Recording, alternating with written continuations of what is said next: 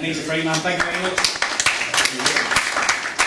Well done for coming out on a bank holiday. Do respect you all. What I'm going to do, because trust law is quite interesting, you can get incredibly creative about it once you realise how it works.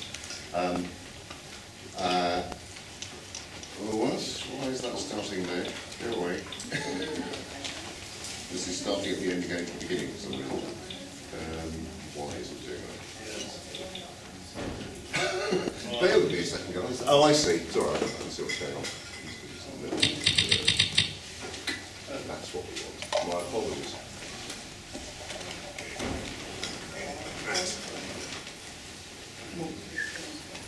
Right. It'll be setting up a private common law trust for yourself and anybody else you want. Why you should do that and how you should do that.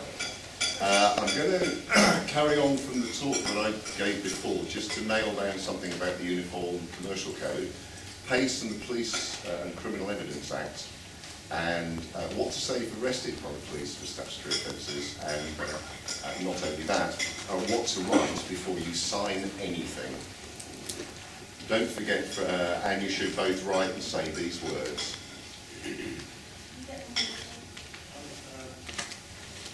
Right. What to say if arrested by the police for statutory offences, and what to write before you sign anything, and what you should both write and say, why you should write and say these words. Okay. Anyone can get a copy of this off the internet, and I suggest you get it and you read it, because in there you'll find out lots of things of why they do what they do, and what you can do because they do what they do. Does anyone have a problem with the fact that the police are a corporate entity, and almost anything you point a finger at is a corporate entity? Does anyone not have any problem with that at all? No? That seems to be in concert. That's good. Now, let's have a look at what they say at those moments where they're stopping for various things. This is part of the Criminal Evidence Act 10.5. The caution which must be given on A, arrest, B, all other occasions before a person is charged or informed they may be prosecuted. See under section 16. Charged means cost. Person, in Black's law, I think it is, has a 43-page definition. So when you're in court and they say, are you the person? You say, well, sorry, when you say person, what do you actually mean?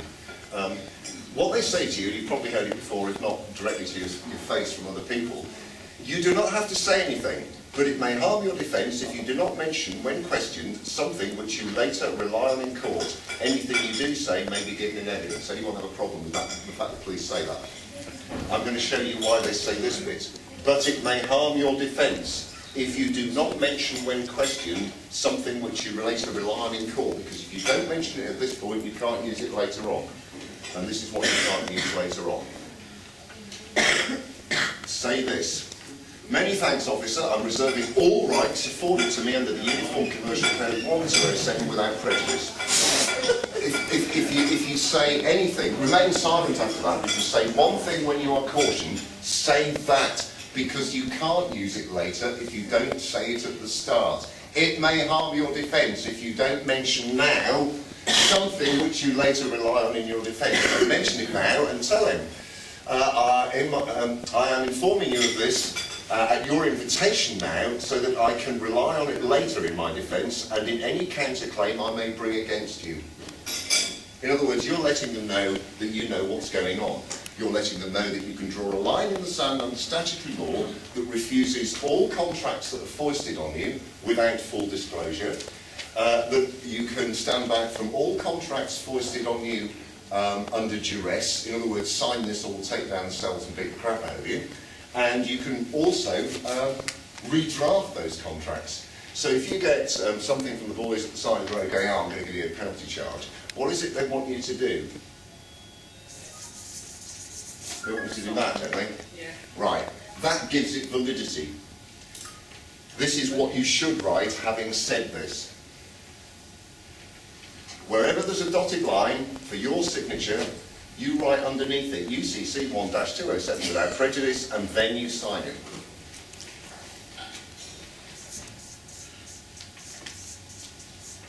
Without prejudice.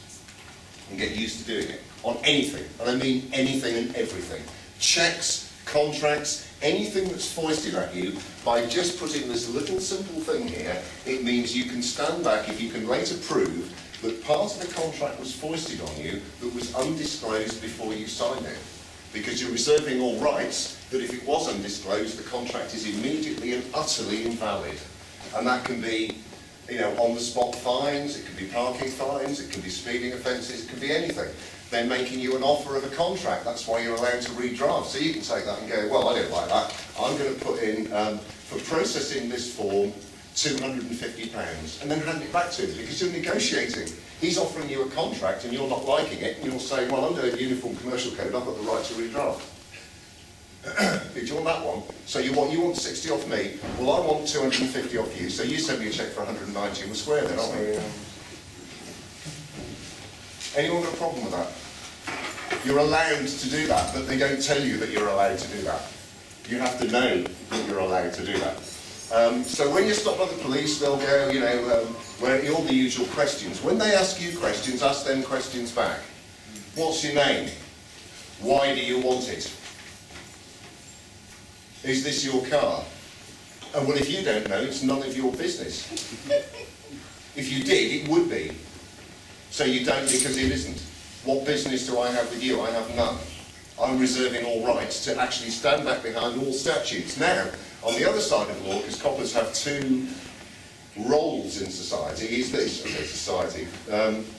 They have a role to prosecute statutes, which makes them a commercial officer on behalf of the law society and all the guild and everything above them. And they're also common law police officers, they're not policemen. And what that means is if you've just beaten the crap out of somebody, they have an absolute right to arrest you without any protest that you make, because they've just bore witness to the fact that you caused suffering to another human being. That could be violence, it could be rape, it could be damaging somebody's property, it could be stealing somebody's property. Those aren't statutes, they're over here in common law with us behaving ourselves in relation to each other with equanimity and treating each other with respect. But when it comes to statutory law, as far as I'm concerned, I'm going to draw that line in the sand, and I'm going to be here, and the whole system is going to be there trying to cross over. And the only way they can cross over is if I do this without doing that. What's your name? Roger Walker. Oh, that's Mr. Roger Walker. Yes, I've just made an oral contract. I've admitted I'm a Roman officer. This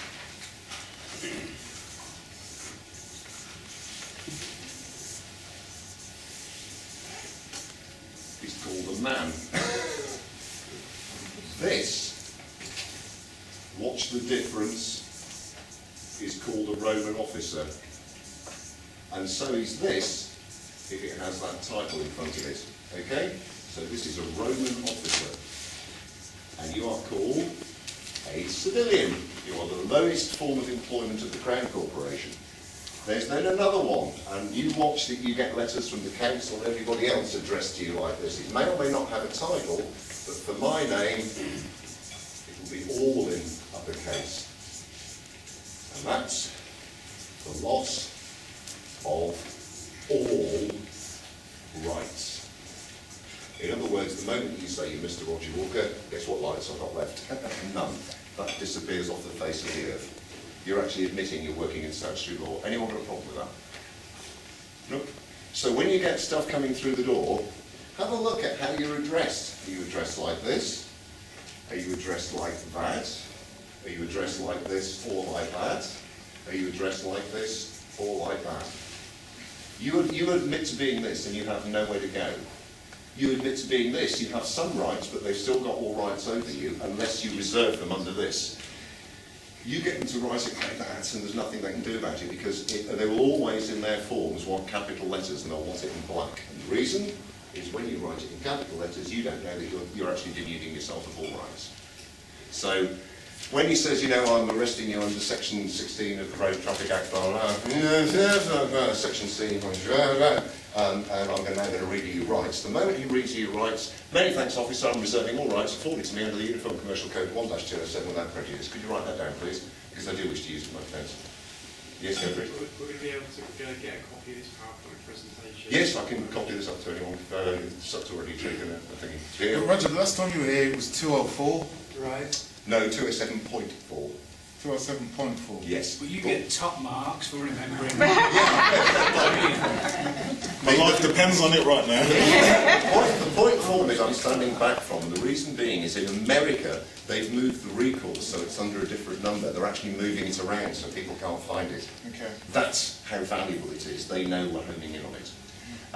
I'm leading on, I'm doing this to make sure that from the last talk everyone's quite happy that if you are going to be stopped by the police, say little, but if you say anything, say this when they read your rights and get them to write it down. If you sign anything in the police station at all, you do it like that and you put that there. And you make sure that if they put it in uppercase, I'll just cross it out and I'll write it in lowercase up here for them. Because it's my statement, I'll decide what goes on it. Yes, it's my statement, I'll decide what goes on it. Comfy with that? Good. I feel like I've given you something, I've just lost the mouse. Okay. Right. Any questions on that? What's so police? Happy? Have signable documents? Let's go into trusts. Right, why would you want to set up a private common law trust?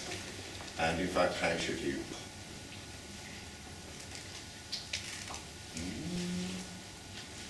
Right, you've all heard this before, united we stand and divided we fall.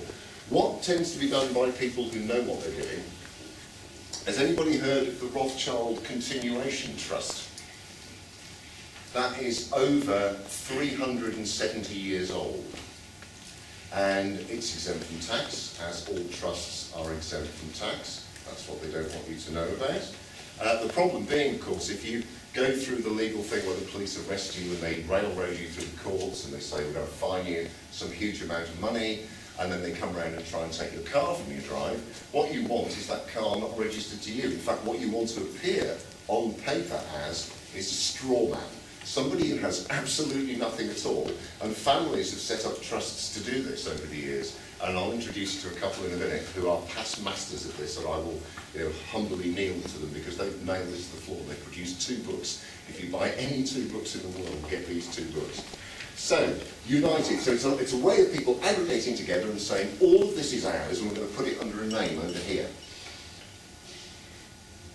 So it's protecting yourself in body lawfully, not legally. We're not talking about statutes. This is not a statutory trust. If you go to a solicitor to set up a statutory trust, they will put back doors in that contract to make sure when you go to court they can take everything off you. Because when you hire a solicitor, their first allegiance is to the court, not you. In other words, when you're going to see a solicitor, they're picking you up and taking you to court and handing you out to dry for all their fellows to feed off. And you're paying them.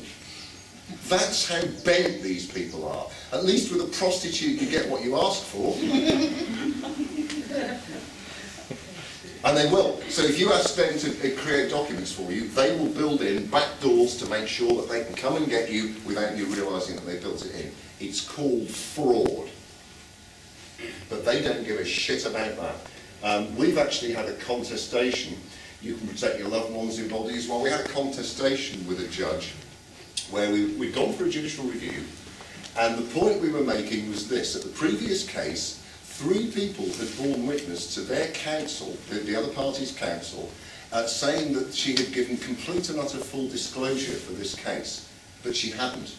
And at the end of the case, they went through this rigmarole, because it's all an act of, here's a piece of paper, and they went away and photocopied it, we sat there quiet, and they came back and read it, and they got another one, and that went away. And then suddenly, the gas and electricity codes were produced, they were handed to the judge, he stood up and received them, he passed sentence, threw them down, and ran out of the court. He couldn't get out of there fast enough, so that wasn't full disclosure. So we had witness statements from outside the court and inside the court, and as far as that judge was concerned, there was nothing wrong with a member of his society committing a crime in a courtroom. As far as he was concerned, that was valid. I want you to know just how corrupt the legal system is. It is breathtakingly corrupt, epically corrupt. It's called the criminal justice system for a different reason than most people might think. They are a bunch of criminals. You can protect property, both yours and others, lawfully, not legally. We're not talking statutes, we're talking common law. And you can avoid death duties on inheritance. And that's how they get away with it. Your big noises have got so much money that as their families have rolled over generation to generation, their trust has survived, and nobody can come and get anything from them. And that's what I intend to show you that now. No one appears to own anything. It's all in trust for everyone who's a member of the trust. Piece of piss. Now then, why would you want to do this? Now, I'll leave that for now. Forget that for now. Okay. Let's take a scenario. Here's me, Rog, RW, and I have a car registered to me. Well, actually, it's not, because anyone would know it. It's registered to the DVLA. And you sign over a right of title. You give them your car when you register it with them.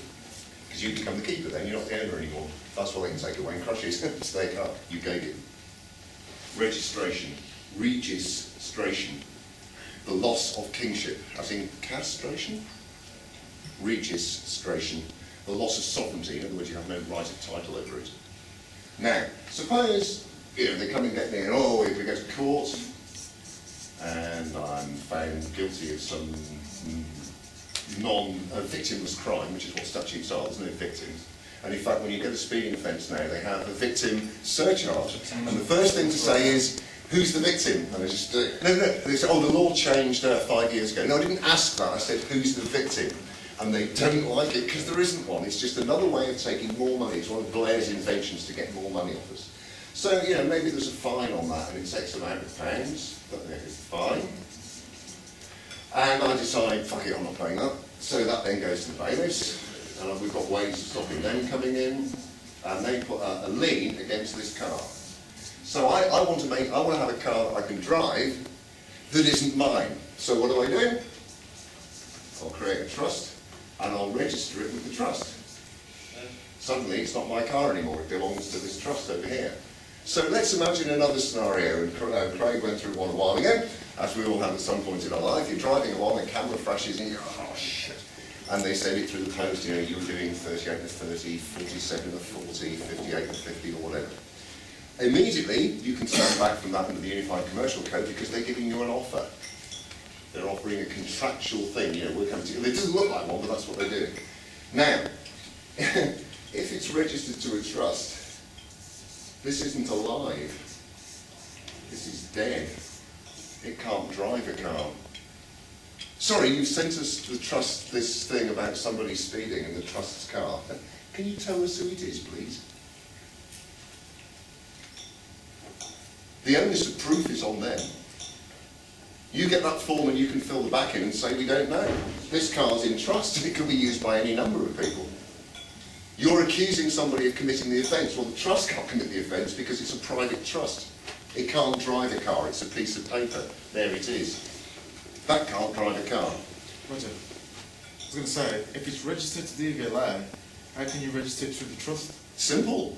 We've done it. Bill's done it to 2 of his vehicles. What we did was, Bill sent the V5, the car, and he filled it in, saying he's rescinding ownership, and he's surrendering it to the Sanctuary Trust.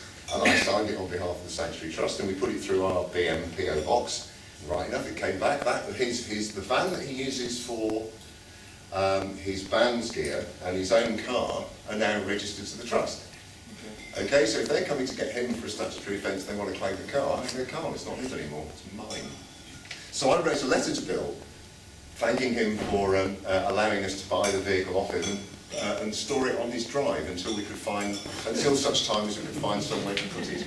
Roger, could I just ask, if when you're stopped, asking your name, and you tell them your name, and you're a member of the trust, doesn't that tie you together?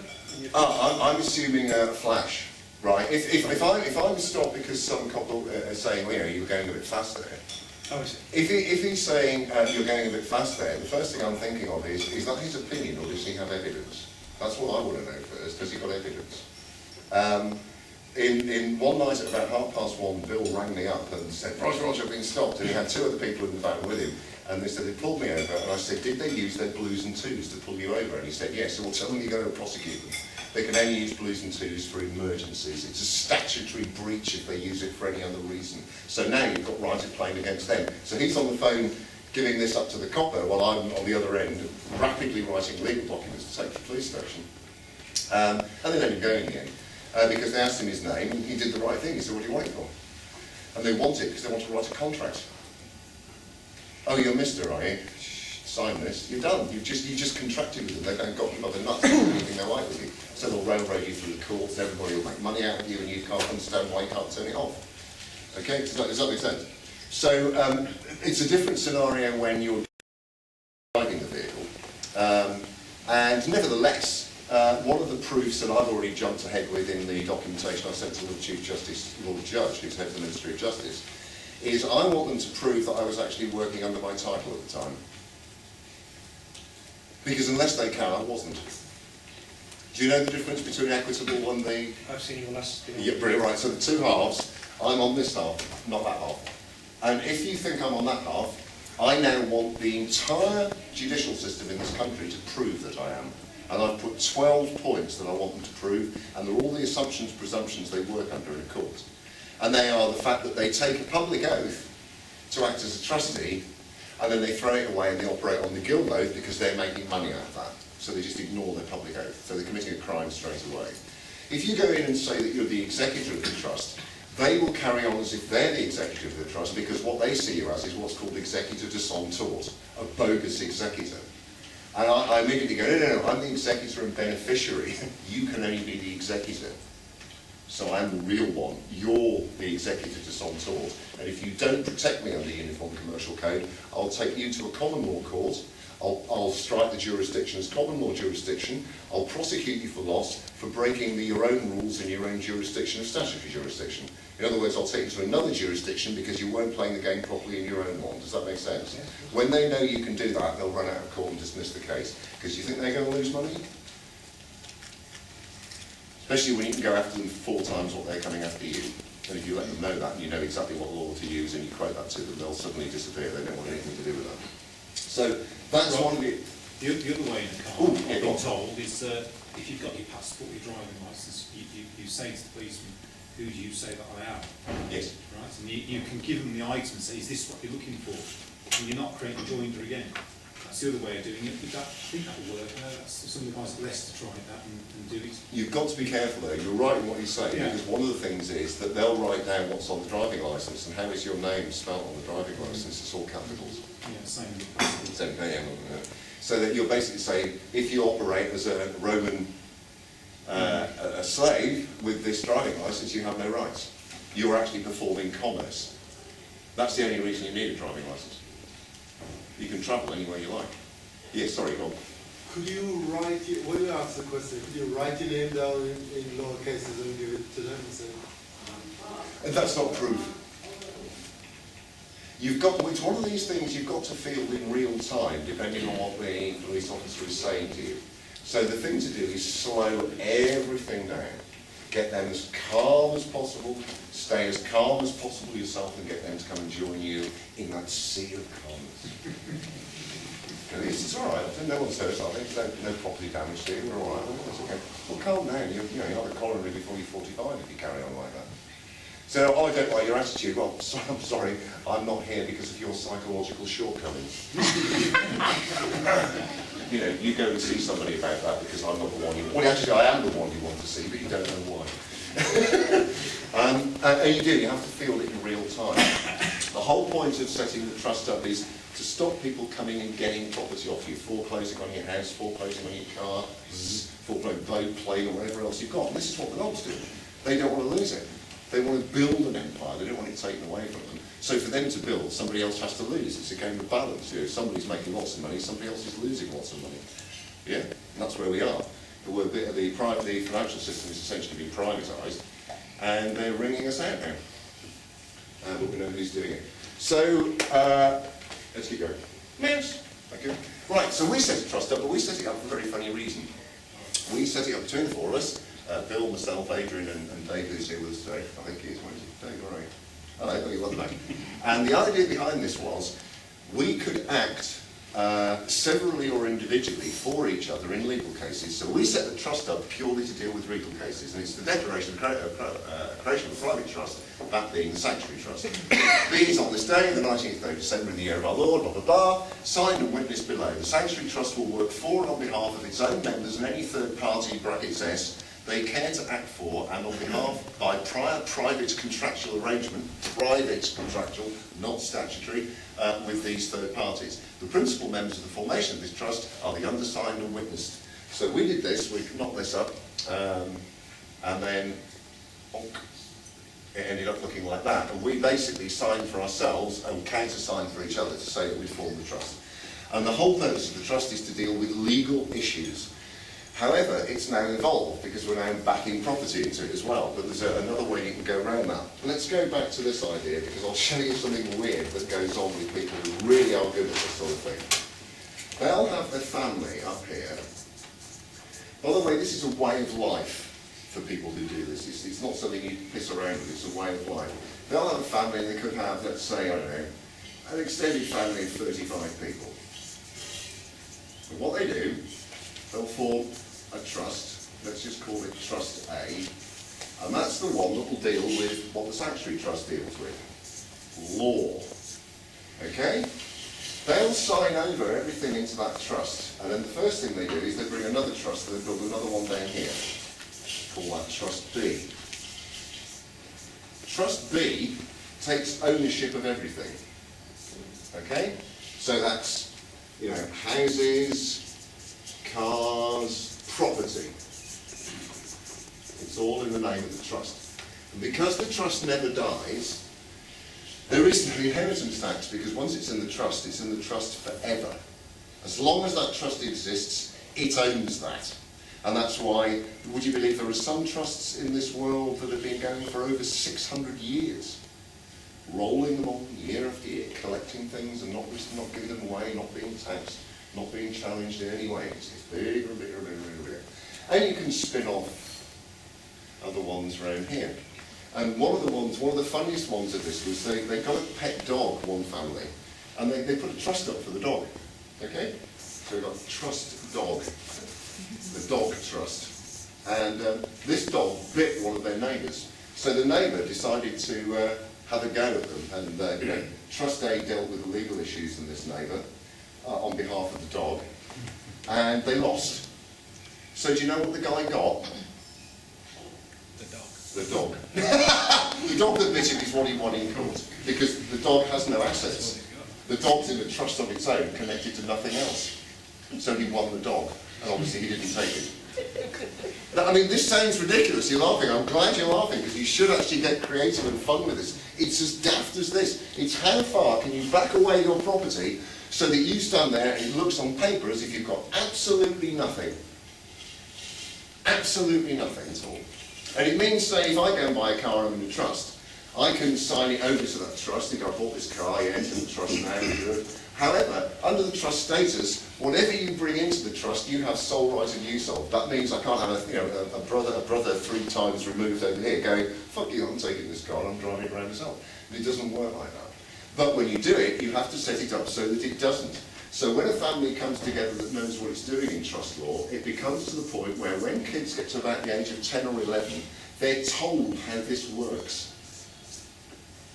They're educated to say, our family has done this for a number of generations, and we're now going to teach you how to do it so that you can pass it on forever for all the generations. And it can get bigger and bigger and bigger and bigger and bigger.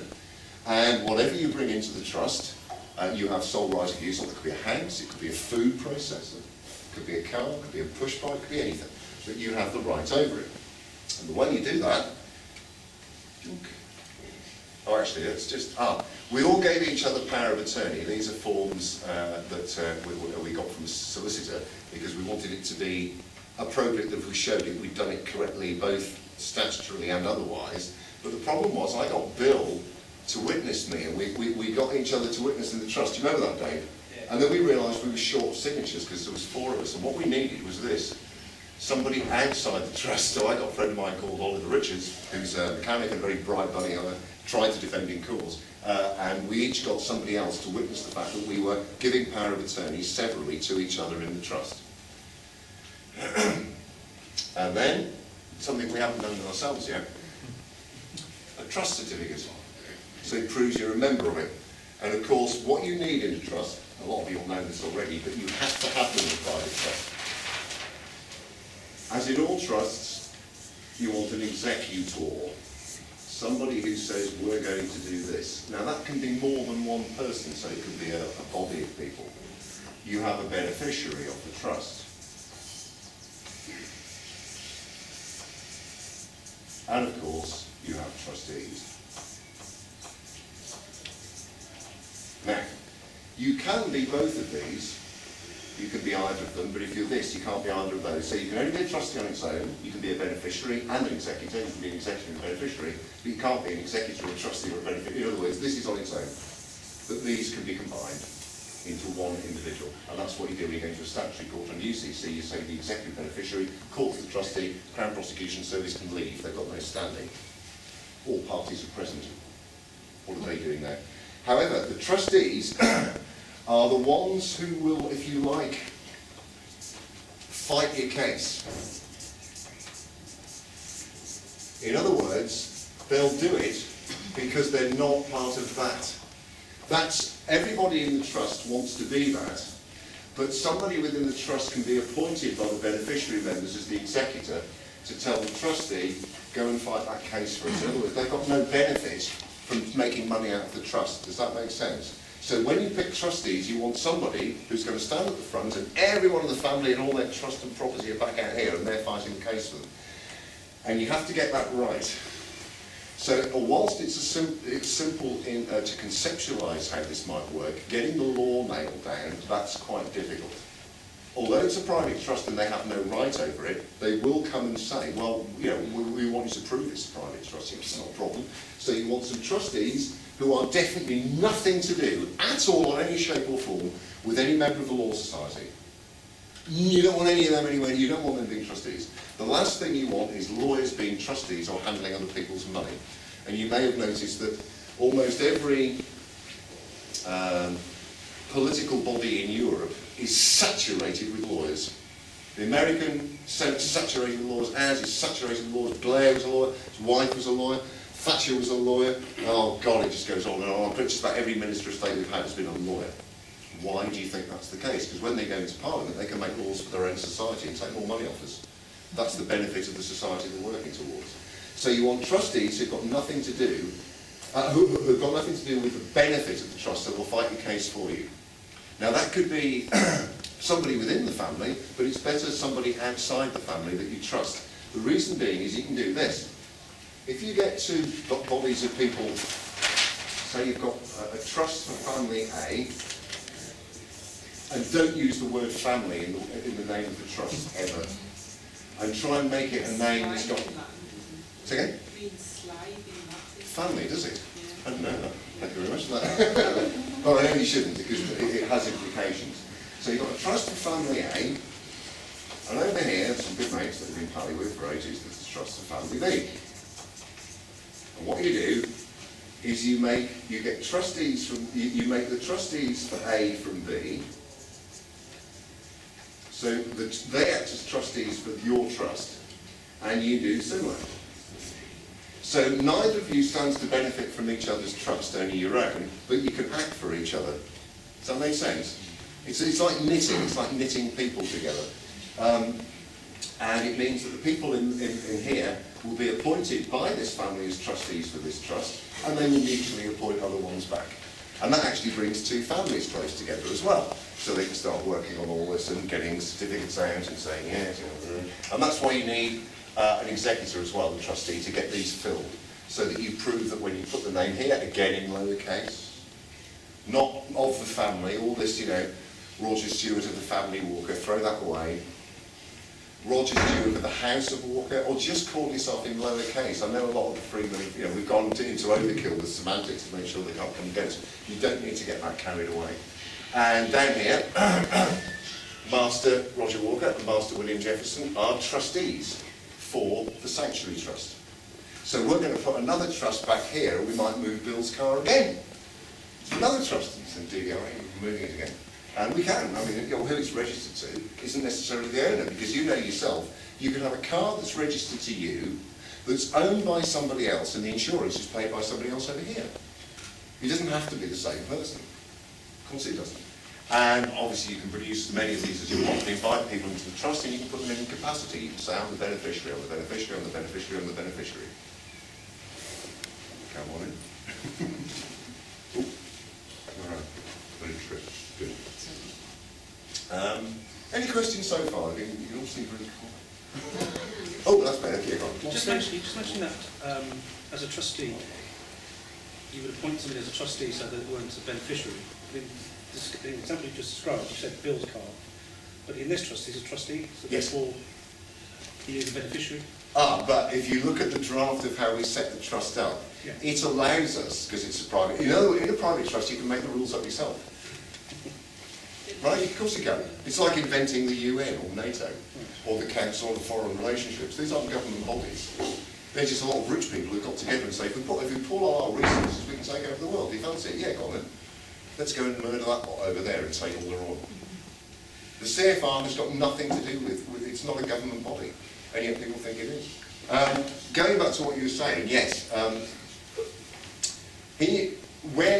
When Bill got arrested that night, what happens in an instance, because it's set up in our private trust, is Bill immediately becomes the executor and beneficiary, and the other three of us are trustees. Immediately. So that means, when he's being questioned by the police, he's being these two, because he's been arrested, he gets promoted, and we become this. So we come in to defend the executor and the beneficiary, who happens to be the same person. So if I get arrested, then I'll become this, and the other three will become this. So all three of us are allowed access because we've given each other power of attorney under the 1971 whatever act it is. So that means when one of us runs from the police station, all other three can arrive. And they can bring these documents with them and go, no, we've got an inalienable right to come and talk to this man. Why is he here? We can start asking loads of questions the same way solicitors would do when they're not helping you. Because the two things solicitors will never submit for you are an affidavit claiming for right to fee structure. Why? Because it means their colleagues can't feed off you. And his duty is to the court to make sure they can feed off you. So in other words, they're duplicitous. You hire a solicitor, if he knows you're rich and you want him to do something, the first words you'll probably hear is, well, it's very complicated, this, it could take a long while. You sure you've got the money? Because he knows you have, so he's thinking, I wonder how much I can get off him before I go and take him to court and have my brothers feed off him. So if you've got $500,000 lying around and you want to run a legal case, then yeah, they'll charge you for it. If you've got nothing, yeah, they'll get all the legal aid they can, but they'll know it's not worth it. If you like, solicitors run cases on the basis of profitability, and one of the solicitors' firms who does this is, I think it's Rags in town. It's next to Birmingham City Council. If you walk from the council house back down, Rags are part of Common Purpose, and if anyone has studied Common Purpose, there is nothing good about that. It's supposed to be a charity, but this charity, when it was set up, it went from about nothing, £0, this charity was set up, and it went from £0 to a biblical amount of money in literally about 3 years. It doesn't interface with the general public, and they muck around with the top notches of councils, politics, the police, and really high authority. And Mandelson's part of all this, and there's a whole network of how all this is knitted together. Common Purpose is their common purpose for us, not our common purpose. It's all that family values thing. We're all in one club, aren't we? No, we're not. They just want you to think you are. You're not. You're not in their club. We've never been in their club. Never, ever. So when it comes down to designing your own private trust, this is where you can get really funky and creative, and it can become quite unique. Might need a map at the end, because you might back a car over here and the house over here, and then for somebody else you're backing it over here. And the ideal situation is to set a trust up for each piece of equipment you've got. So you have the toaster trust and the what's it trust and the fridge trust and the house trust and the cat trust and the dog trust and the car trust and the bike trust. Why not? It's just a piece of paper. But it's a trust, it's a private trust. A private trust owns this bike or this toaster or this other baby's coming. No. This is all owned by a trust. If you take any of this, it's theft. Here's the documents to prove it. Got that? I'll serve those on you now. What documents are you giving them? Because the private trust no one has to see. That's right, but if you're going to prove a point, you can prove that it is a private trust, that they have no right of access to it, and you're proving that there's nothing in the house they can claim on. That's, in other words, it's having paper. That's why you need executors. You want paperwork backing it up, because if you do have to go to court, you're going to court you'll make a counterclaim straight away if you've got any sense, and you'll make that counterclaim in a common law court, because that's where you want to go with a private trust. You'll say, this lot are trying to cause us loss because they're stealing property from us, because we've got paperwork that shows that there's a trust managing this, and here are the trustees. And you don't have to show them the executor, and you don't have to show them the beneficiary. All you need to show them is the trustees. So that means they don't know who's getting the benefit from it, and they don't know who's running the show. And that's what the Rothschilds do, and the Rockefellers, and all the big families, they do that. The Vatican is probably the biggest individual setting up a trust ever. The Uniform Commercial Code that I went on about at the start, that said, say this when you go to coppers, the rest of it, that's a trust. The Vatican's got the ultimate trust, which is the planet. Yes, that's right. They effectively took all, they took all land to start with, then they took property, then they took us. The souls of people, past, present and future. Those are just edicts that he's banging out, going, you all obey this, because I've decided. And that's why he's a kingmaker. All the lines on the map, they divided up years ago. They knew how they were going to play the game out, as far as they could. I mean, they haven't done it across the entire world, but they have. And these lines are artificial, they just cause prejudice. That's all they ever do. Most people in here, I think, can stand back from human life and see it as one species, regardless of its architectural manifestation. We're still the same being on the inside. Unless, of course, we have some really bad egocentric and control freak problem where we think we're something else. Because we're thinking about it, not just being it. Being, instead of thinking. But yeah, they've basically taken everything. And the idea was that when the Roman Empire knew it was losing the world militarily, they got everyone to agree, who was part of their territories at the time, to trade under the Uniform Commercial Code. This goes back to 435 AD. And they went, should we all trade like this? And guess what they did? They all said, yeah, that's a great idea. And what did they do? They signed. They brought it into law. Can I just ask you about what Uniform Commercial Code are you talking about? The only one that I know of is the American one. It's global. Where is it? Who passed it? Where is it? The Roman Empire passed it in 435 AD. That's when it started. That's why the remedy is right at the start. If you go and look for the Uniform Commercial Code now, it's shelves and shelves and shelves, because it's grown over all those years. It's the basis of all commercial law and all statutory law. So it's wherever money changes hands, it's all about commerce. Uniform Commercial Code. How we're going to trade with each other. It's not relevant in this country. Yes, it is. It is. It's relevant right across the world. How and where? It is, because every single country on the face of the earth trades internationally through the Uniform Commercial Code. Every single country. It's why you have, when the ship arrives with all its goodies into your country, yeah, they have to give a manifest, and the country takes ownership of them at that moment. That's not the case, because you'll always have a clause in a contract that will tell you where the which law applies, which jurisdiction. Okay.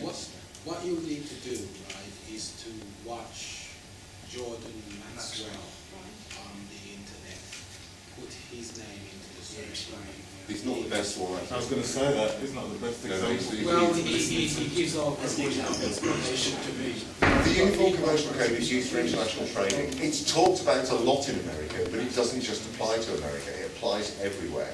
It applies in all of Europe, Africa, all the pink bits of the map that the Queen, we had once.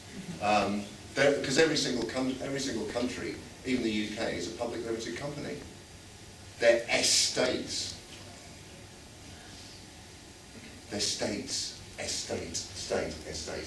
Right, so basically Barack Obama is the head of United States of America PLC. David Cameron is head of the UK PLC, etc., etc., etc. It's not England. There's a difference.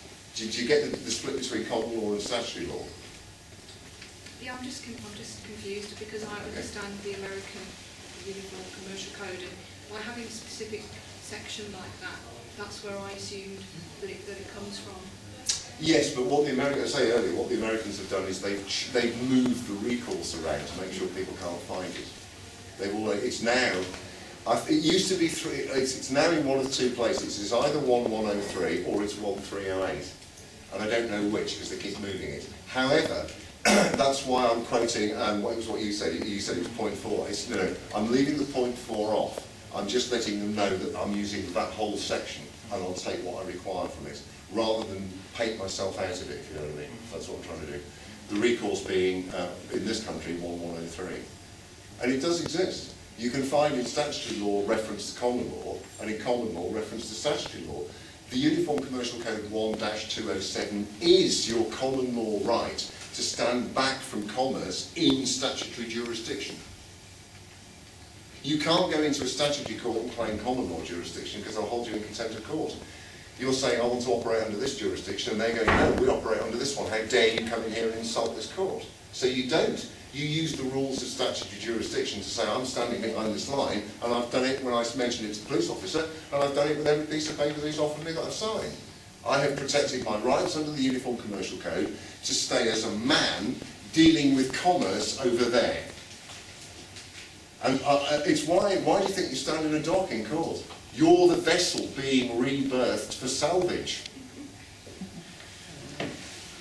Can you stand in the dock, please? That's a contract you've agreed.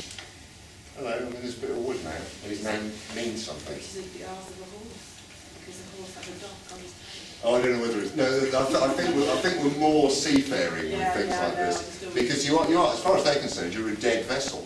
The Mr, Mrs, Miss title is an on-legis entity. It's what they take ownership of when your birth certificate was sent to the government. That's when you get your title. So there's two of you.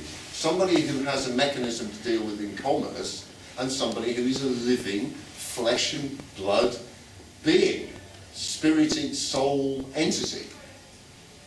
Yes? What's the legal significance of being referred to as master rather than mister? Good point. When you're master, they don't have the legal title over it. And you're master until you're 7. Remember that? And then suddenly you're not. I think it's older than that. My son's still getting addressed as master at 15. Okay, but legally you stop being master. You're late. Legally you stop being master at the age of 7. The reason being is when you register your children, you have until the age of 7 to deregister them. If you don't, you can't. To claim them back. You're basically saying they're not lost at sea, because everyone was declared lost at sea when? 1666, yeah, the Chester KV Act, where in theory you can claim your chattels back and all that sort of stuff.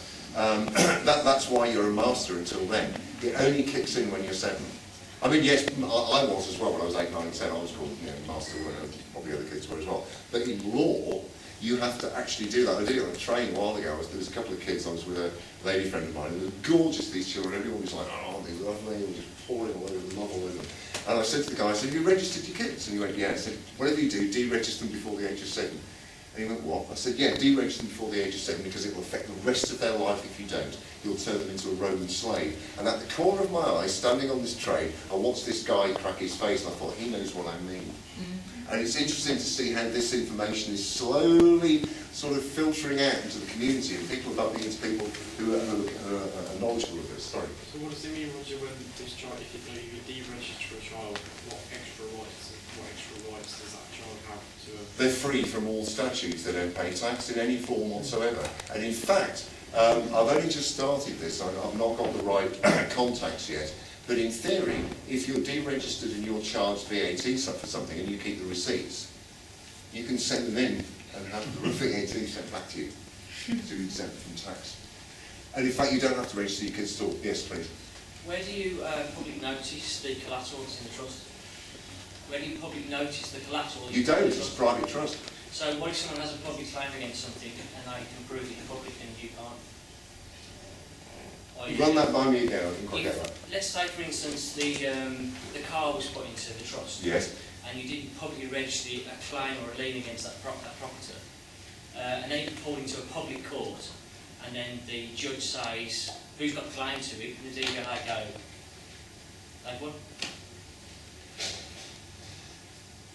Public notice. Yeah, but I think you're jumping ahead of the game. How would they have right over the car in a court if Because the they trust... already have a claim to it, they already hold title. You go down to the shop and you buy a can of beans and they give you a receipt. That paper receipt is your title. If you're holding on to it, you give someone else the can of beans and they dispose of it, and you take it to court for loss, you're still holding title. I get your point. I'm just wondering if let's work this out, because to my understanding, you may be correct. Let's work this through. If I'm taken to court, if me goes into court and somebody's got a claim against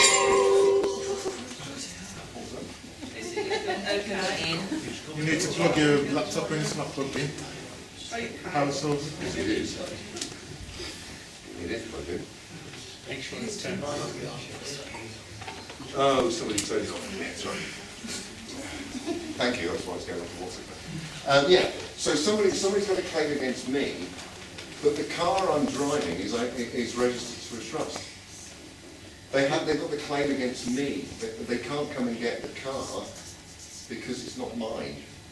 They're claiming against damages for their property because they control it, they don't own it. I can't get my head around what scenario you're seeing, how this would happen. Because if someone's holding a receipt in their hand and someone else has been given the can of beans... No. Stick to this. Never mind an analogy. We've got a car that I'm driving that is registered with the DVLA to a trust.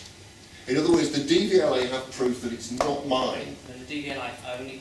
Doesn't matter. They hold legal title to it. Yes, but who's the court claiming against? Well, they're claiming against you for... Right, so this has got nothing to do with me.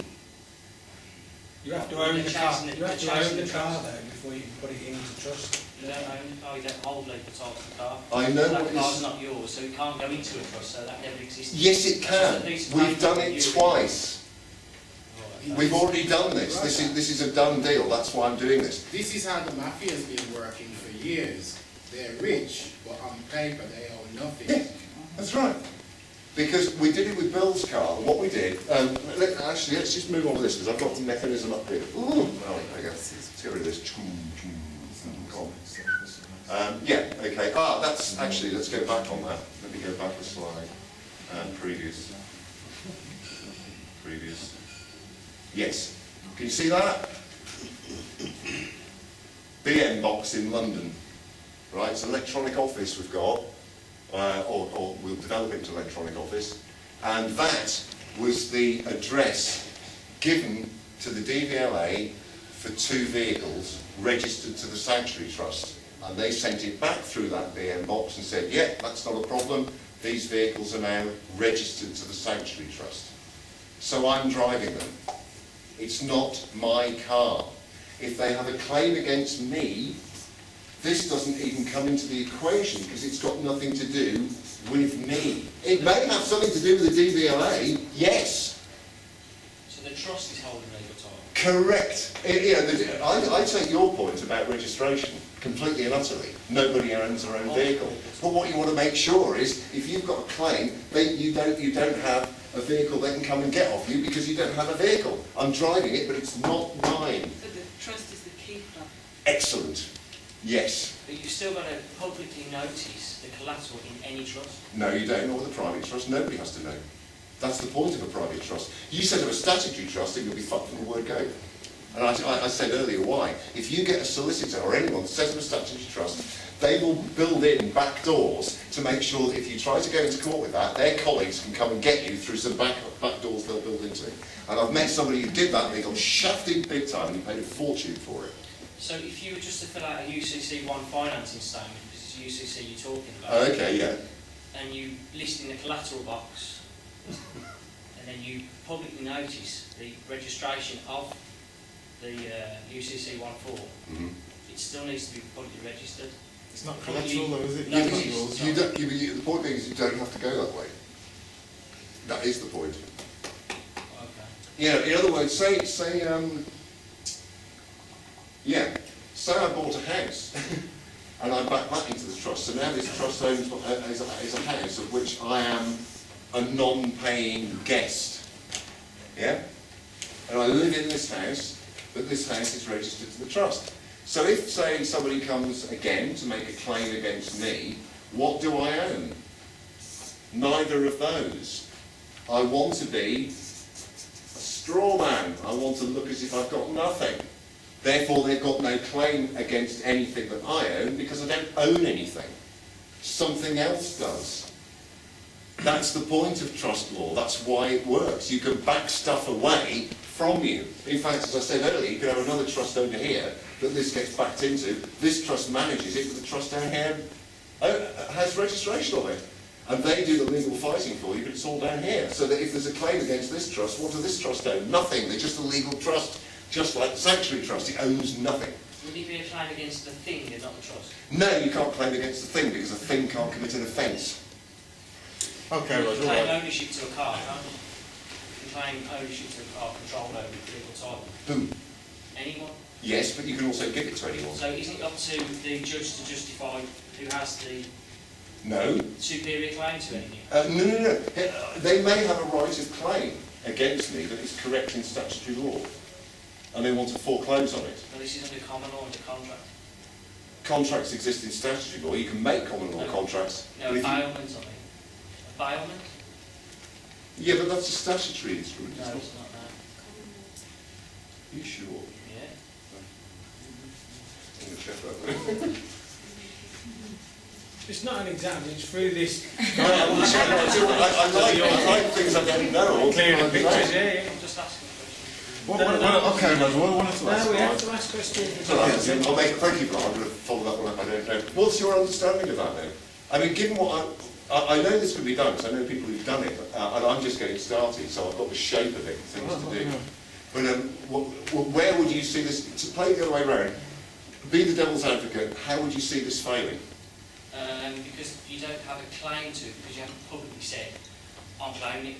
So if Yeah, but I'm not someone's claiming really anything. Well, the trustee has, because they'll come to the trustee and say, what's this car doing in your trust? And if they can't answer, they'll take it to court. No. Not at all. The point being, let's have Trust B. Trust B down here. Trust here is a legal trust, just like this. The same, we'll back legal cases, but we don't own anything. So it's why now, because Bill's moved his car, we need to set up a secondary trust, and he's going to do that for his entire family. The reason being is you can back the car into this trust, but this trust does the legal fighting. Isn't a trust a contract? Yes, but if it's a common law contract, you can make it anything you want. But aren't there laws to... No. Laws to trust? No, yes, but only to make it work, not that you have to adhere to things.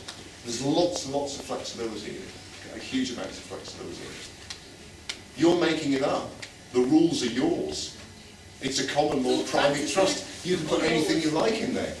It's fantasy, isn't it? I was going to say, Roger, if the car is registered to DVLA, and then you've or notify DVLA that it's now part of the trust in your PO box address, blah blah blah. Yeah. So let's say the DVLA have got this one. Here's the this is where the action is. The DVLA have got registration that Trust B owns a car. Yeah. So right. Yeah. Trust A does the legal fighting, but the court wants to come and make a claim on me and says, what do you have? No, I'm not talking about a claim. So you've got the car registered to DVLA, then that's registered to DVLA in the name of the trust. Yes. Which you're the executor or beneficiary of, right? Maybe. Yeah. So when the car needs to be taxed and it's not taxed and they're sending all these sworn fines out and blah blah, are they sending it out in the name of the trust? Yes. So who pays that? The trust is not a living thing. That's the point. You would have to have a checkbook with the name of the trust on it. No, of course not. If you get a claim for tax for your car, anyone in this room could pay it. It doesn't have to be the owner of the car. It doesn't have to be the registry, does it? How How many teenagers do you know have their parents pay their insurance for their cars? Now, what I'm saying is, if you don't pay, if you didn't sworn your car off the road and they send you an £80 fine for not taxing it, yeah, then they're going to send that fine to the trust. Yes. So but they're going to send it to this trust. Yeah, so who pays the fine? We can't, there's no money in this trust. We're broke. All this is a legal administrative trust. So what you're saying is, in theory, if you're not paying the statutory sworn off declaration or whatever it is, then you're not paying the tax for the car, you're not MOTing the car, and none of these things can stick. You could engineer a situation like that. The one thing I said to people about who are trying to do this, you know, I'm not paying tax and I'm not paying, I'm driving my car, I've got the right to drive, common law, yeah, fine. However, You've got the right to be arrested if you do that. Depends how you do it. No, what I'm saying is my car's been registered. I've got all the Facility Gem and all the different things, and all like the Capitus, Dominitus and all the rest of it. But I don't drive it because I know that as soon as I start driving it, it's just stress. So what I'm doing... Why did you do it then? No, because I'm just anti-authoritarian. Okay. But I want to make sure that if I do start to drive, I want to make sure that I'm well armed. Contract in the window. What's that? Put a contract. Where you've got the tax disc, have you seen how many people put notices saying if you put any statutory... No, I've got that. I've got that on the car. Cool. Right. What I'm saying to you is, the copper who stops me is not going to recognise any of this. I'm going to end up in the back of his car, then I'm going to be in the police station, then they're going to charge me whatever, and then it's more stress to go and fight my way out of. Yes, I want to have a remedy at the side of the road so I don't even get in the back of their car. Excellent. Let's rewind 4 years. A number of people remember John Harris. Does anyone remember him driving up and down the M6 toll road? Right. Do you know why he drove up and down the M6 toll road? Because it's a private road. Correct. But what did he take with him? All the law. When they stopped him, he had chapter and verse to serve on them. That's why they let him go. In other words, you can talk it, but he had all the proof from the Ministry of Justice going, no, this, and this, and this, and he had 2 other people, and they were just feeding these 2 copies of legal documents and going, you have no right of action on private land. It says so here. It's a statute. But that's where Dave Murphy had the same yes. as a friend here, which is, if they pull you and it's the start of the shift, then they're happy to go back to base for 8 hours and just lock you up and take your car and make. They own the game and they own the method to do that. They've also got the onus of proof. They're not necessarily at the roadside at 2 in the morning. I've seen a YouTube where they smashed the window and pulled the bloke through the window of the car of his own vehicle, which he wasn't breaking the law driving. So that's when our friend, I think he yes, I quite agree. What they're not going to do is let us get away with that, and they'll become more and more brutal. Dean Clifford, as you know, has been driving a car for about 7 or 8 years, and he hasn't got any tax. His plates are identification plates, not registration plates, and there's a contract associated with it. Sorry. Just as a roundabout question, if you're not registering a car, are you going to get insured? Are you going to have an indemnity on the vehicle? Good point. I was just about to come to that. In common law, I would say yes. I would want somebody to take the liability for an accident. The reason being is I have absolutely no desire to drive around like a maniac and put somebody else at risk, let alone myself. But I'm human. I might, there might be a mechanical failure that causes the car to suddenly go over here, and some poor old biddy who's walking down the road spends the rest of her life in a wheelchair. I want somebody behind me to make sure that because of my stupidity or whatever, that she's looked after. That's caring for your fellow man. I don't give a monkeys about the MOT other than that it's road reliable, and I don't give a monkeys about the tax because our forefathers paid to build the bloody roads anyway. But if poor lady gets knocked over and she tries to claim a picture and you want to pay her, you can't because you don't own the vehicle, therefore you don't have insurance. No. If I'm insured to drive a vehicle I don't own, I mean, how many people in here have got company cars? You've got a company car, right, he doesn't own his vehicle. But at least you're claiming against the company's insurance, which is covering him. So I can have insurance in a car. Separate the idea that everything has to be attached to the car. The car can be owned by person A, it can be insured for person B to drive it, person C could pay for that insurance, and person D could pay for the tax. It doesn't have to be one individual. Does that make sense? As long as they get the end result that it looks the way they want it to. So you would take out insurance not on the vehicle against yourself? Yes. Right. So that I would be in a situation where whatever I get into, in fact Roger Hayes came and talked to us here and gave us a brilliant talk on the People's Bank and the insurance company set it up. And the idea was this: you put a £500 bond in, and your insurance is £100 a year to drive anything, but you're the one insured to get in the thing. It's like sort of company car thing. The moment you plant your bum, you just go, I'm driving this now, and they go, okay, here comes. So have you got companies that specialise in that? Is it like a public liability insurance? You can, yeah, you can. I mean, think about contracts. The problem is with insurance, most people go and get it as if it was off the peg, right? Go and get a tailor-made suit. Go to the insurance company and say, I want to do business with you, but I don't want any of the fucking contracts you've got. This is the contract I want. Will you engage in a contract that has these stipulations? And if they go, yes, you're in. You're doing business, you're negotiating. Yeah, that's fine, but I'm saying, where are we going to find the company like that? Get your own contract together and see who'll take it on for you. If they think they can make money out of it because you're low risk, they'll take it. Of course they will. That's what they're there for. They gamble with risk. If they see low risk and you come up with a set of criteria for you, and they think, yeah, that's okay, we can go with that, then they'll do it. Of course they will. It depends if you're putting a trust together with 15 cars in it, and you think, you know, because you need it's the individual who's being insured, not the car. or 15 individuals, and then you're starting to approach it as a company, as a group, rather than as an individual. I mean, this is the beauty of sort of creating trust. You could have 15, you could have every one of your extended family's car in a trust, and you could go to an insurance company and say, look, here are the names of the people that are going to drive them, here there are ages, here are the offences, they're going to give them a whole disclosure and say, yeah, we've got this lot. But what we want is bulk insurance for any of these people to drive any of the cars. How much are you going to charge us for that? And then it's negotiation. Try another one and another one. It's called shopping around. Most people take financial instruments as off the peg. They don't have to be. You can negotiate. Of course you can. Why can't you? Sorry, go on. And if you represented yourself as a Freeman, would any offences that you carry, or the 15 other people, would they be? Yes, we give full disclosure, because otherwise you're in breach of contract. If you're engineering a contract and you're not giving full disclosure, they can go, hang on, you didn't tell us that, you know, you had a 3-year ban. You know, that means they can stand back and go, no, we're not liable, mate, you lied to us. And then you're left holding the can, so of course you want full disclosure. But as a Freeman, you're not able to reject those points, those fines, etc. Only if they've gone past 5 years or whatever. I wouldn't worry, I'd make a full declaration. Why would I want to be dishonest? Surely the whole point of this movement is to get those who are being dishonest to be honest. The legal profession are vice dressed as virtue. They'd like us to believe they're above us. No, they're not. They're a bunch of scum.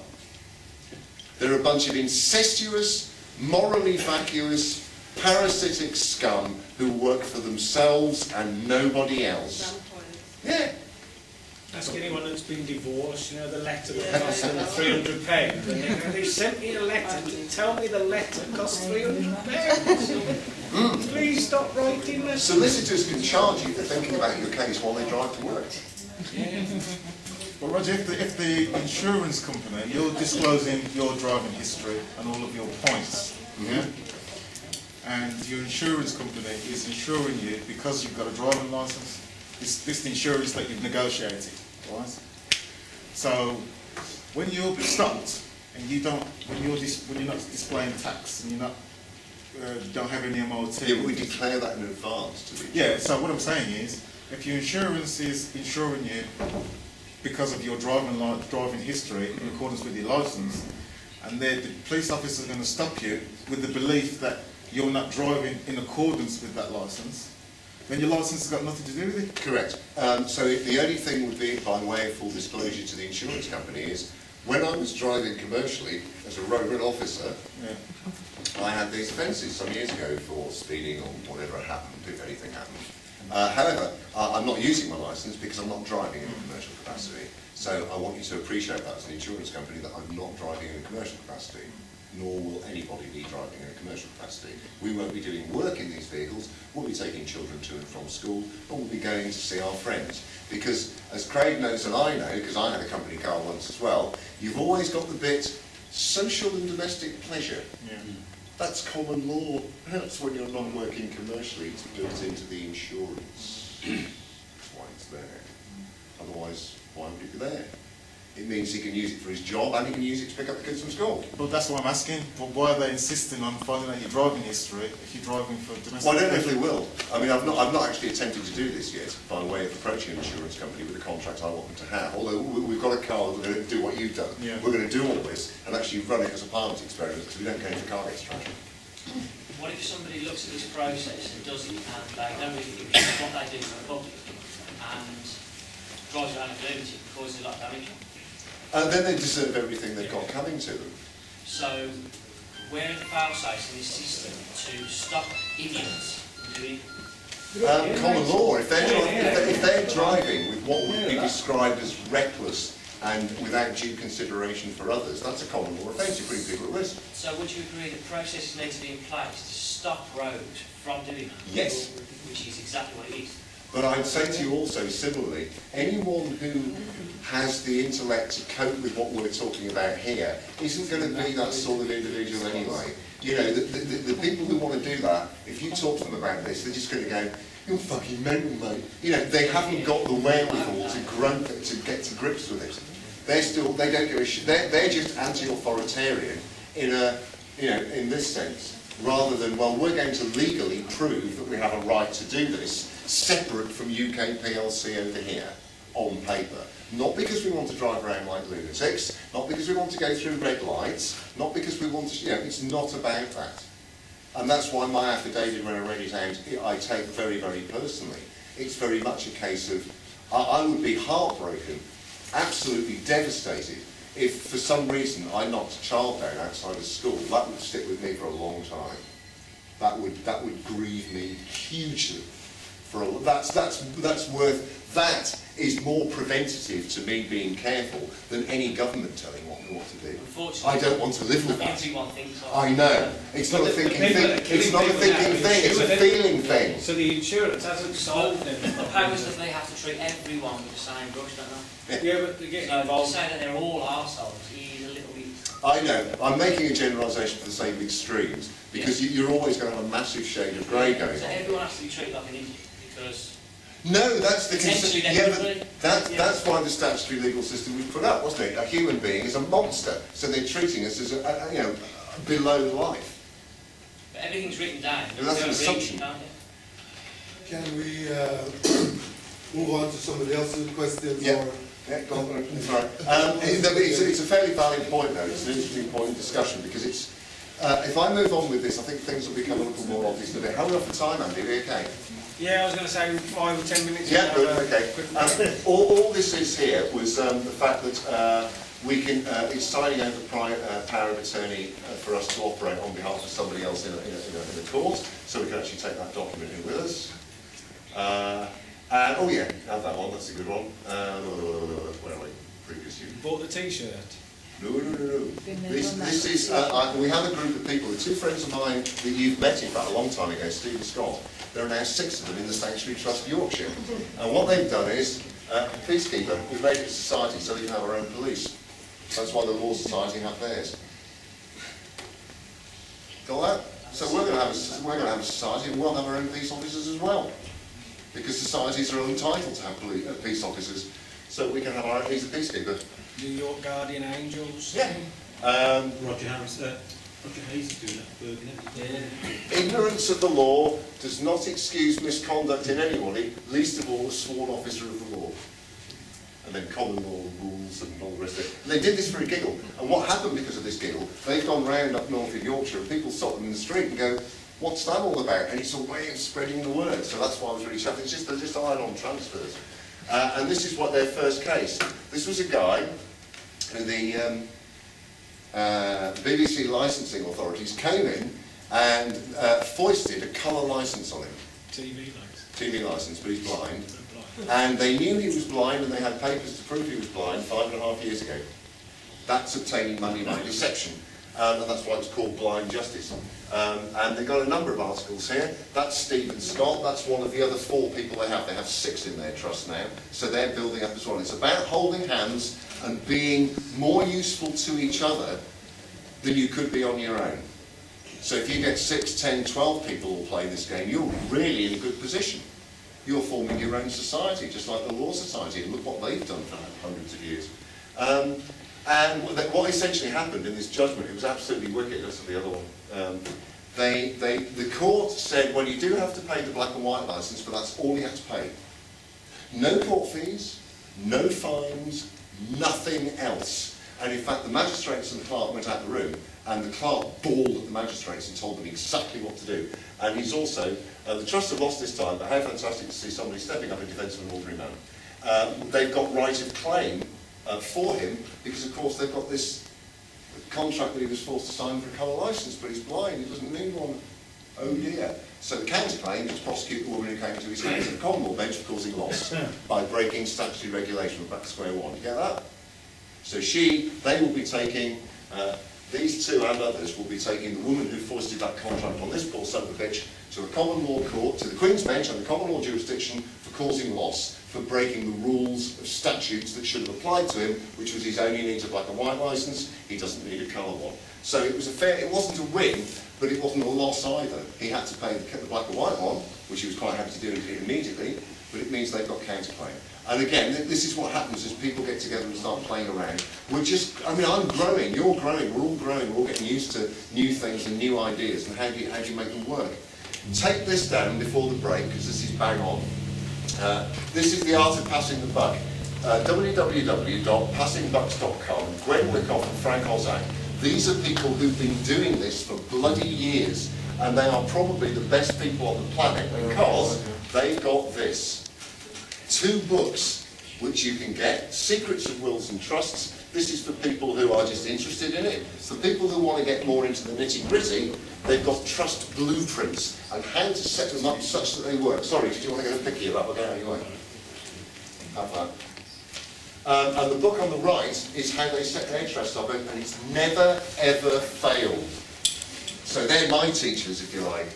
I'll kneel before them, and they are my teachers. And at some point we'll get a copy of both of those books because they are ultimately valuable. The money you spend on those two will save you a fortune. I'm sorry, do you want to get that?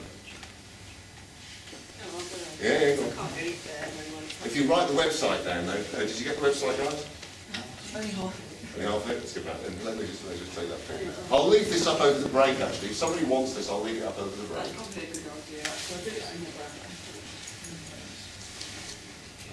www.passingbucks.com is their website to get that book.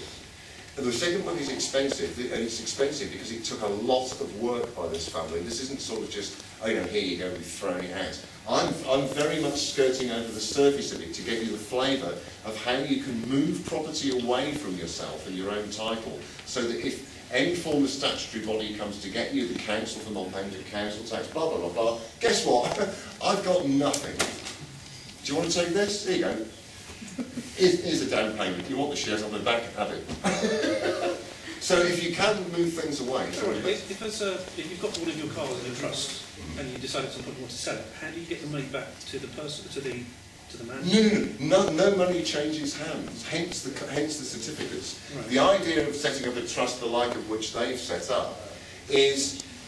it automatically, you sign to send it into the trust, and you might send it into the legal part that says, okay, thank you, you've got that. Oh, this is a vehicle. Right, we'll put it in the vehicle trust over here. Right? So now it's 2 steps away from you, and this lot will fight for you. No, I'm just saying, not that you were trying to... Not that you have total right of usage as if you owned it. Oh, yeah, not that anybody's claiming against you, but you decide that you want to sell that car. It's yours to sell. Yeah, we want to upgrade it. Yes. How do you sell it and then get the money back to the man? So he buy a new car. You're the beneficiary. And they just register it back to them. Yeah, just register it back and off you go.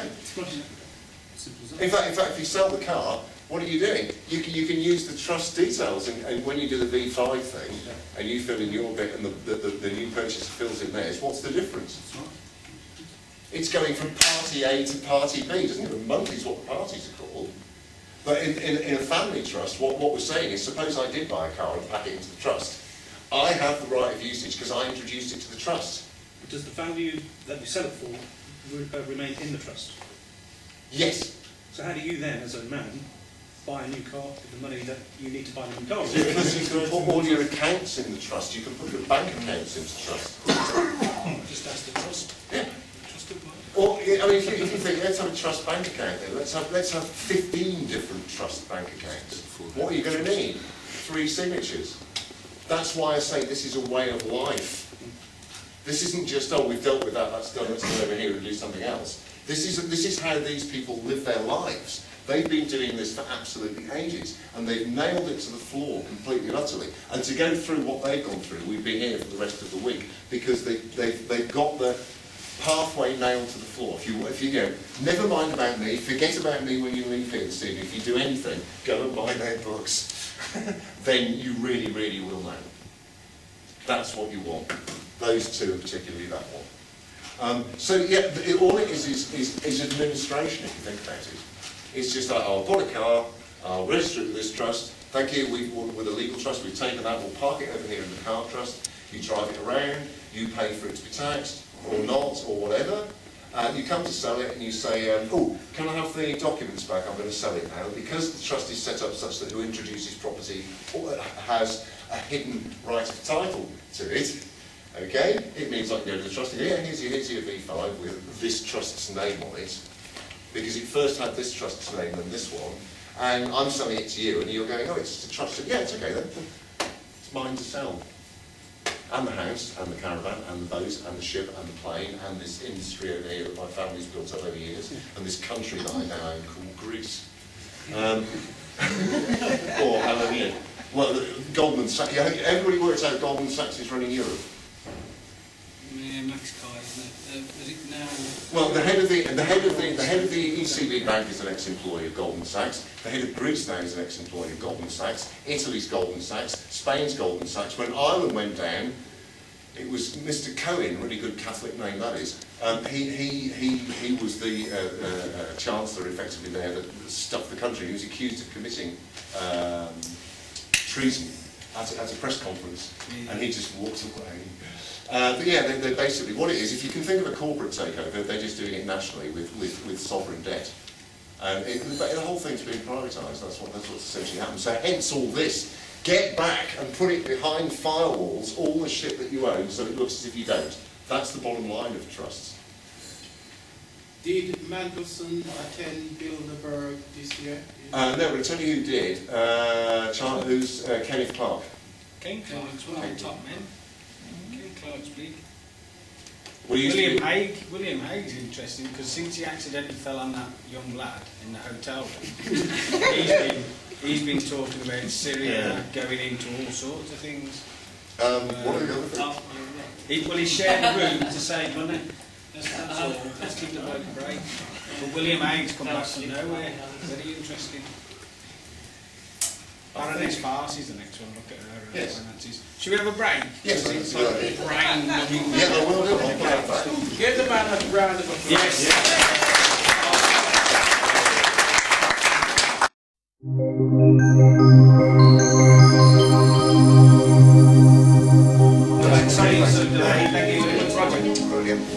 What I'll do, because there's been some brilliant questions come out, very, very relevant points raised by a lot of people, I'll be the first one to admit I don't know it all. In life we're always learning, and we get better at the things we do if we're thoughtful, and we get better and better through practice at doing that. And then suddenly something over here thinks, oh, I want to get interested in that. And what do you start at the bottom? You start with bugger all knowledge and lots of questions, and slowly the fog clears and you start to get an idea of the shape of things. And we're all on learning curves. I'll be the first one to admit it. This is what I understand so far. In 6 months' time, I'll understand more. In 6 months' time, we may have those books, I've read them thoroughly, and think, got it, I know exactly how to nail this down. And in a year's time, I may come back and give the presentation. It will be completely different from this one. I'll give you absolute chapter and verse of how to do it. The principle is what I want you to understand more than anything else, that there is a shape to allow yourself to protect your assets, whatever those assets are. So maybe for 10 or 15 minutes, let me just give you a bit of these two talking to Ben Lowry so you can hear what they say about what they've done, because these couple have been doing it for years. So have a ear all for them, just for a while. There's no point playing the whole thing. But if you do have a moment and you want something to research, and if you haven't seen this particular one, go and watch it on YouTube, The Art of Passing the Buck. Trusts have no administration training, mostly, and very few of them understand the overall greater implications. We've seen sham trusts set up by lawyers that are regular statutory trusts that are just ridiculous. And they laugh about it when you poke at it and say, well, what about this? And they laugh. Oh, that was in there deliberately. Yeah, they set up back doors so that they have the authority to take all the money out of the trust. Oh, wow. So there's a difference from a statutory trust and a common law trust, is that right? The common law trust is private. A statutory trust has to be set up under law. Common law trust is set up under your God-given right. Your common law right. It comes from England, by the way. Right, okay. You know, the Bill of Rights and all that comes from England, and it's your right to be free. And so the common law trust is very attractive to the patriot community because you have a right to set it up. But what they don't tell you is what it takes to set it up, and that's huge. So the information about common law trusts has been kind of forbidden and kind of deleted and suppressed, and because they don't want people to know about this, is that right?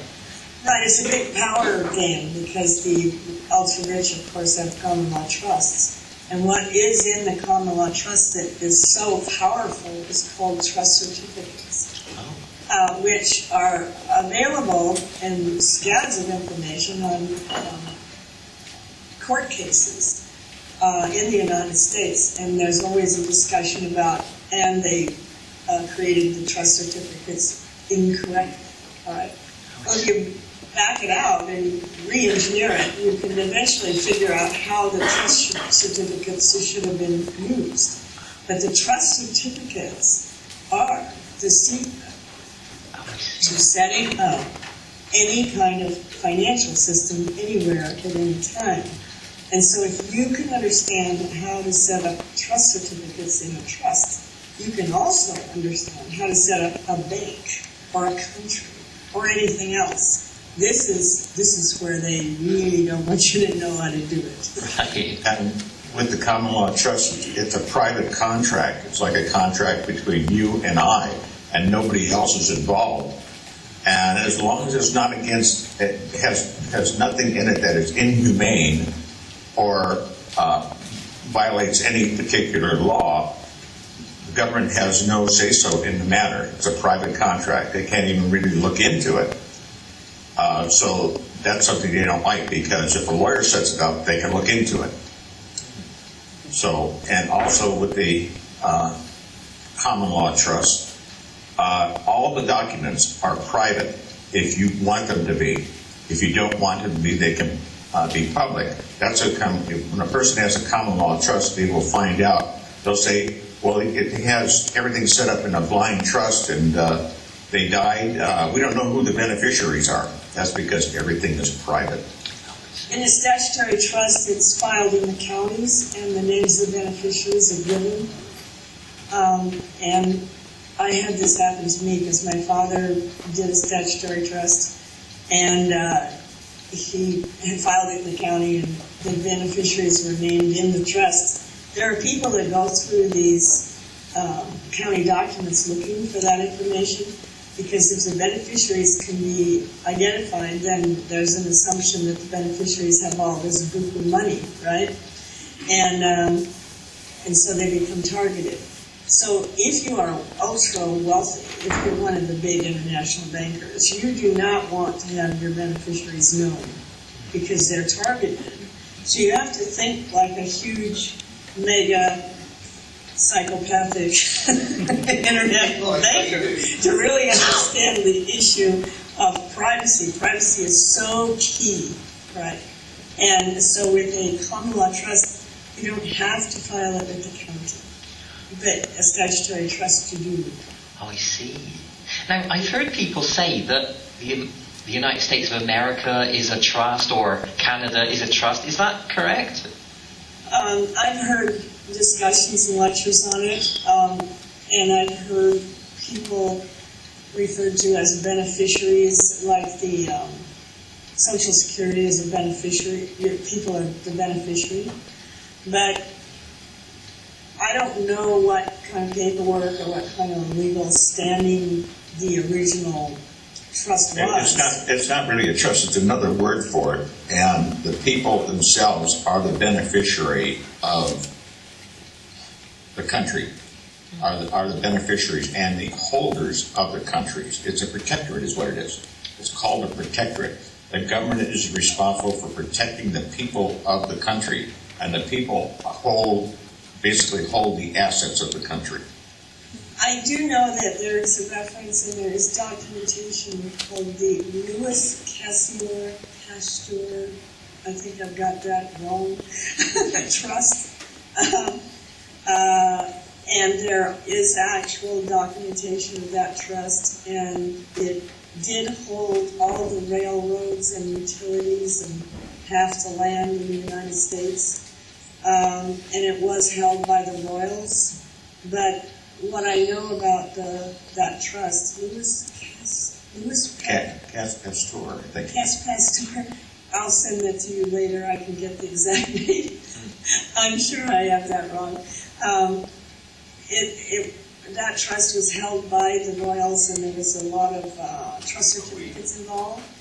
And it was set up in the 1700s by the surviving son of Marie Antoinette, and he came through England and then came here and set up this trust.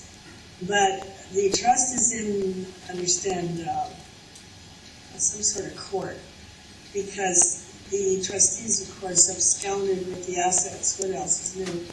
And it's in a tremendous turmoil, and nothing's coming of it. So, but there was an effort to stick everything into a trust and all that through that mechanism. I see. Oh, right. Louis Pasteur, I think that's what it is. Okay. Louis Pasteur. Okay. There's a lot of people that are fond of this idea, and I find it ever so confusing. Like, some people say we want to be beneficiaries, and some people say no, we should be trustees, and some people say we're grantors, and I've got no idea. So what's your... The best place to be in a trust is being a beneficiary. Okay.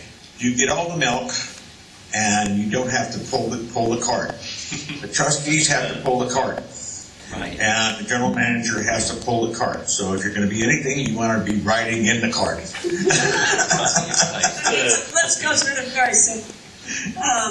The ideal situation is to get a huge family together and have the grandparents put together the trust.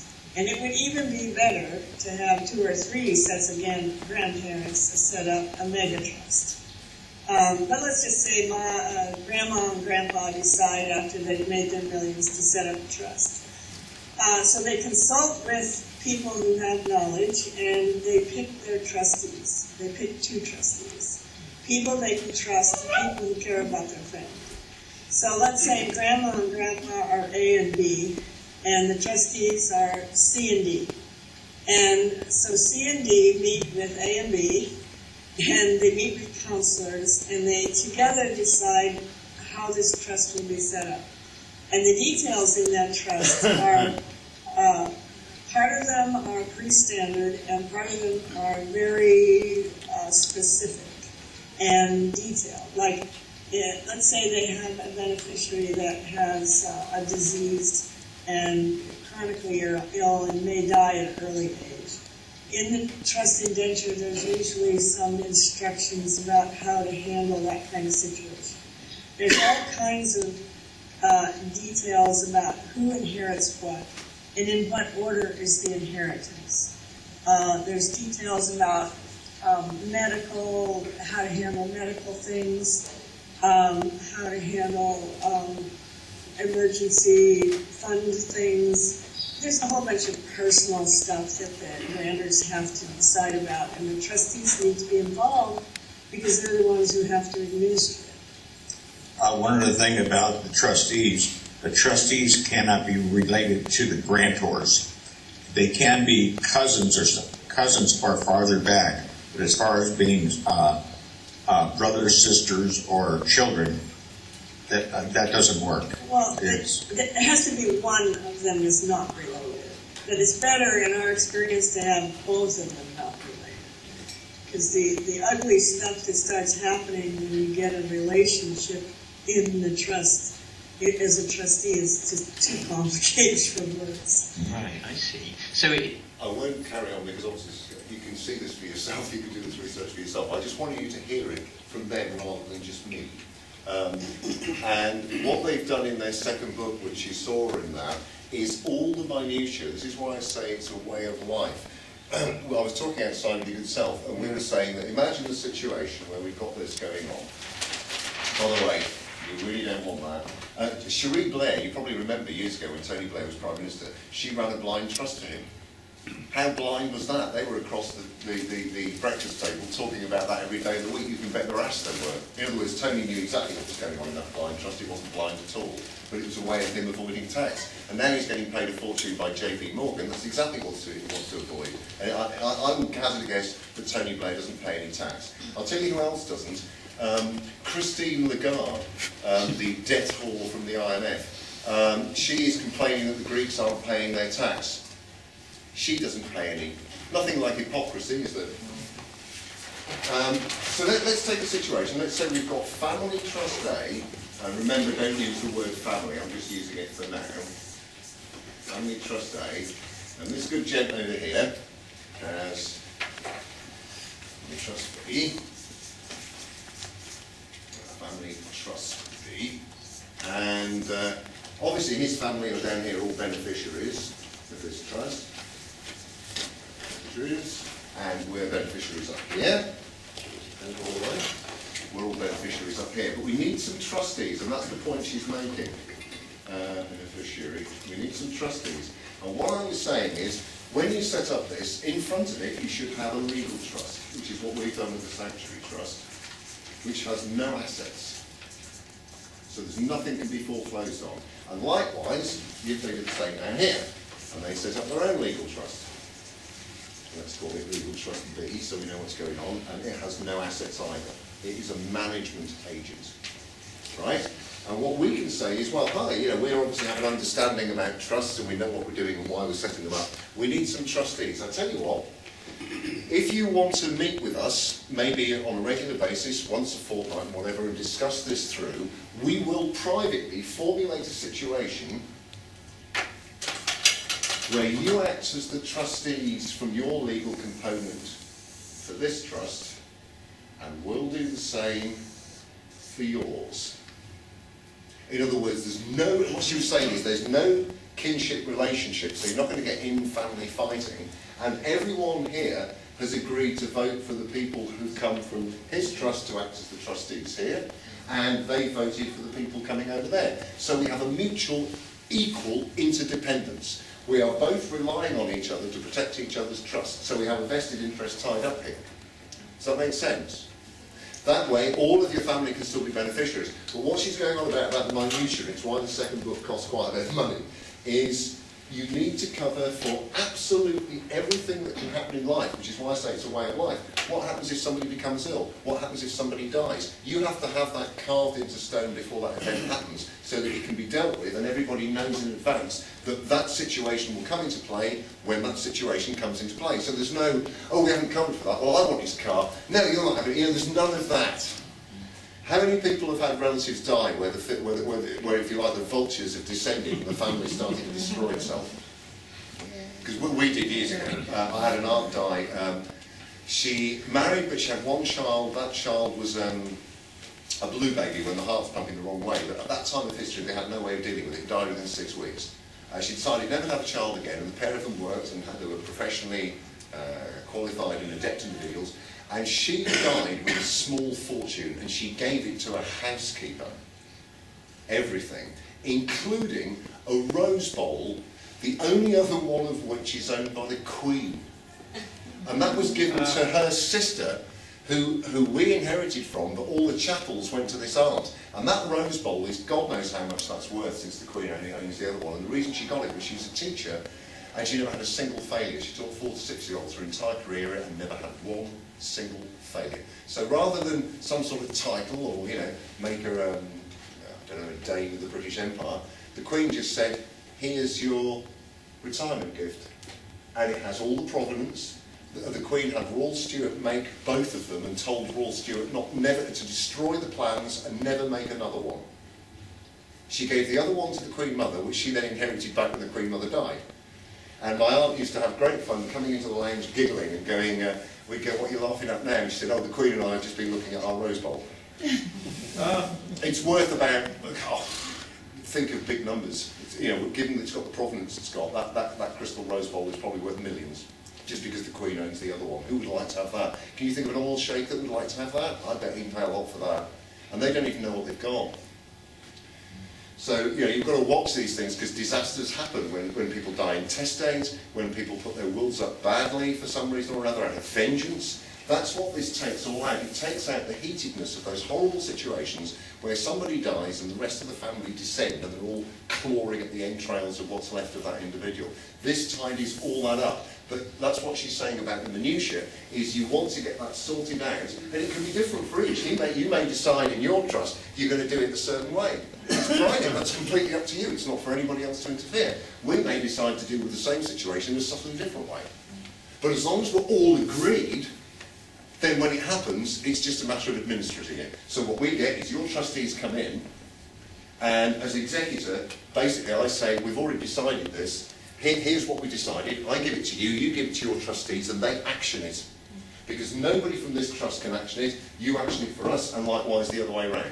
So, God forbid, somebody has a bad time in your family, and we come in as the trustees, you've already got a mandate that says when this happens, this is what happens. So as the trustees, because we're not beneficiaries, we make sure that happens for you. We've got no vested interest, other than making it happen, because we want you to make it happen for us when it happens the other way around. So it brings into play things like probity, honesty, integrity, all the good stuff of human life. Not the dark, you know, I want that and I want this, and she promised me this when she died and all this bollocks. You know, she mentioned 10 years ago that she could be £5,000, and all this bullshit that falls out when people die in the family. But the minutiae is to cover for the fact that you might have a child who's born who's severely disabled. So suddenly the financing of this will look after that child. And it's already built in that if somebody does have that situation, it's already catered for. And that's why she's saying it gets a little bit complicated in the minutiae. The principle of the trust is simple. That's what I've tried to just go over and sort this off today. The minutiae is covering for all those life events that happen to everybody. Absolutely everybody. So, you know, we get taken to court, say somebody from here gets taken to court, oh, off come the trustees, they're going to do it from their legal point of view and come in and defend this. The trustees can't have any claim put against them because their legal trust owns nothing and neither does ours. So they can't foreclose on the legal trust because it's a man of straw. It's just an operating and administrative trust. It's a legal trust. It doesn't hold asset, it doesn't hold wealth, it doesn't hold right of title to anything. At all. So you're immune when you go in because they can't claim against you. There's nothing to claim against. The trust doesn't own anything. It's just administrative for this half, and that one's administrative for this half. And as she said, you don't have to tell them about anything. We've just been brainwashed into the idea that you've got to tell the government about everything. No, of course you don't. Rubbish. Absolute rubbish. And there are people in this room who know that there's a couple of bunnies who've had children and they decided not to register them. Now, when they contacted the Ministry of Justice and said, you know, I'm sorry, we're not registering, then, oh, there's a fine of £11. Well, no, there isn't. It's our choice whether to contract with you. And they won that. But the argument they got was, well, you won't get a passport and you won't get any of the other documents. So they applied to the passport office and said, we haven't registered this child, but we want a passport. And they got one. In other words, they'll lie to you. You've got to actually appreciate that the system works purely because it's corrupt. That's why people who are of sound mind and body can't understand why other people would want to do this to people. We're not like that. But as she said, if you want to play the game that they're playing, you have to become as mad as they are. You've got to think in the way they're thinking about how the game's played, such that you can put up this brick wall and say, we're behind this and there's no way you can jump it. Does that make sense? Yeah. So have a look at that for yourself, because obviously there's no point in boring these playing it on. Any other points that have been raised on so far that people have thought about during the break, or maybe discussed that we might like to think about? Quick question for you. Cash is obviously an asset. Cash is obviously an asset. Yes. You can bury cash in trust? What did she say? You can create your own bank. How do you create a bank? Do you know what the city requires for you to create a bank? He has to be a man of good standing. In other words, he's probably been through the Guards, probably went to Oxford, he's one of the boys. Okay, so you can set up a finance house tomorrow. It can be a private finance house. It's a non-interactive finance house statutorily with anybody else on the planet. Because what you have, suppose we set up the family, the bank up here, which obviously has no interest, lends without interest, and it's purely for this lot. And everything is backed into that, but, and you can have as many banks as you want. You can set up a trust account. And you can set up the trust account so that it's protected by their trust. So if a bank or anybody wants to come and talk about this trust, they have to talk with them first. These are the people that are administrating this trust because they're the trustees. Okay, the executors have already decided how this is working, and it's all written down on paper for the beneficiaries over here. So you can have a bank that you set up for yourself. I mean, if it's money, why not just have an office that's got a fucking big safe in it that only the executor has the key for?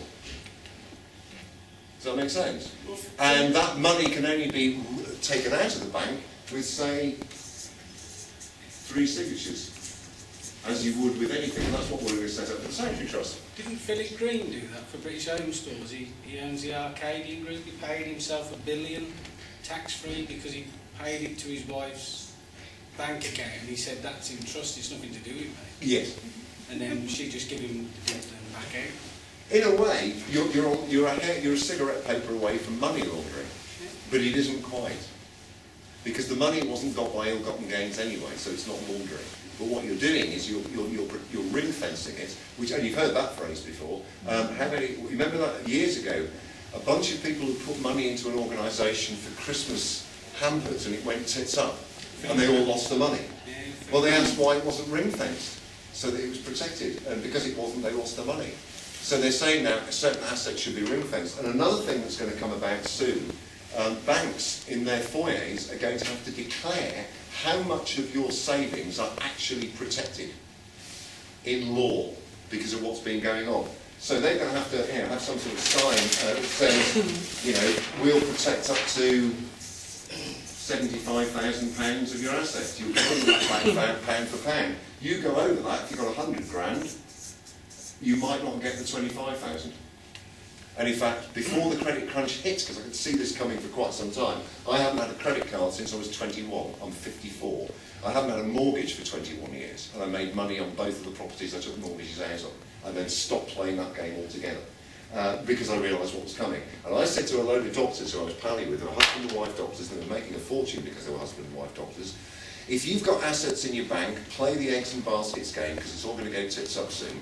And some of the doctors thought I was a nutter, and the others realised it made sense even if I was a nutter, because if it does go tits up, they've got less than the amount they need spread around a whole load of financial instruments, so the extra 25 grand that isn't covered can't be taken off them. Does that make sense? So you can set up your own bank. You could have a bank as a holding company for that trust account. You could tell that bank that because it's a trust, they have no right of claim or charges over it, or you'll have a settlement fee once a year just for holding it, and you negotiate that. Never mind off the peg financial instruments, you go in and say, no, I want to do it like this. Why would you do it like this? Well, we don't do it like this. Right, the meeting's over, then I'll go and see one of your colleagues. Oh, hang on, there's a lot of money here on mine. We would actually like to have it. Because you know yourself from fractional reserve borrowing, if you're putting a family trust together, and you've got something like, $250,000 in there, and you go into a bank, that's a lot of collateral to get a debate going with a bank. Do you want this or not? Because they can fractionate that straight up to what? Nearly 2.5 million. Can't they? So that's actually worth that to them. And if you tell them that, so hang on, you're going to make all this out of it. You charge us nothing, ever, for any transactions, and we'll lend it you. The moment you start charging us, we'll have a default on it that we're allowed to gut it from your bank immediately, and we'll put that into statutory law. In other words, as a statutory bank, we're going to make sure that if it goes, if they renege on any of the agreements we've got, we can come and take that money out immediately, all of it. Never mind, you're only allowed to take out £10,000 a week. Like that, I don't want to take all out of my money. I don't want some bank telling me how much of my assets I can have. When did that happen? So that's a lot of negotiating power. If you've got a whole family together in a trust, that's a massive amount. Of course, you go to a bank and dangle $250,000 in front of them, you bet your ass they'll start dancing. Especially if you know what you're doing and you can make them do what you want them to, and contractually, that account, it isn't a current account, it isn't a higher interest savings account, it's none of the over-the-counter stuff that they want you to have. You're negotiating a financial arrangement between you and the bank that's got nothing to do with their over-the-counter products. Does that make sense? Why not? Why just accept what you're given? Negotiate.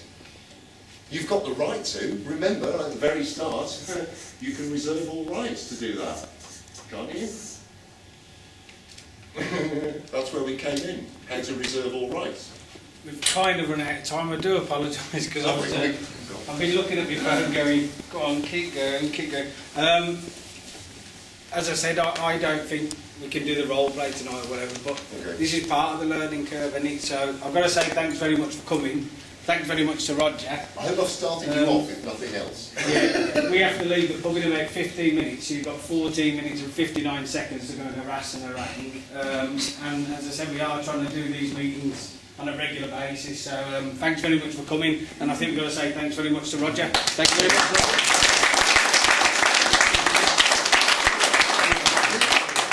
The key thing I'd say to everyone in the room, because a lot of you come regularly, and we have a sort of sea of people that probably haven't come today because it's a bank holiday, and the collective intelligence that's moving around in this room, nobody's got absolute vision of anything. Maybe some of us have our own unique, peculiar reasons. This isn't necessarily one of them. But between us all, with the collective intelligence in this room and the things that people are doing, yourself and many, many others, we have probably in this room and with people who come to the meetings at Truthjuice all the answers, but we don't realise we have, because it's just a matter of talking to each other and knitting this together. So as a collective mind, think of it in that way, and then as a learning curve, we'll all learn a lot faster because people will bring in really good shit. But have a look at Ben Lowry's talk with that guy, because they're brilliant. They're a really good fun couple, and later on they get very, very interesting about certain things that go on, but I'll let you discover that. Thanks very much. Next week it's Steve Jolly on CCTV and some of the new